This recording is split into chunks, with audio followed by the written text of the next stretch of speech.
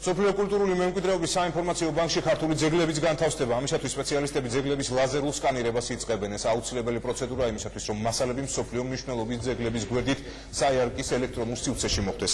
უახლოესი ლაზერული ტექნოლოგიები ქალაქებისა და არქიტექტურული ძეგლების პირვანდელი სახით აღდგენის რეალურ შესაძლებლობას იძლევა. სანგანზომილებიან ფორმატში მილიმეტრული სიზუსტით პირველად დავით გარეჯისა და ვარძიის სამონასტრო კომპლექსები დასკანირდება. აქამდე მოქმედი გეოდეზიური ხელსაწყოებით დღეში მხოლოდ 200-მდე აზომვის ჩატარება იყო შესაძლებელი. ახალი სისტემაც კი შეუძლია, რომ საათში მილიონობით აზომვა განახორციელოს. იდეა არის ის, რომ მოხდეს ციფრული ფოტოგალერეა ყველა ქართული ხუროთმოძღვრების ძეგლის. ეს არის ფაქტურად ანატომიური ფოტო შენობის, რაც იძლევა იმის სრულ გარანტიას, რომ დაზიანების შემთხვევაში შეგვეძლება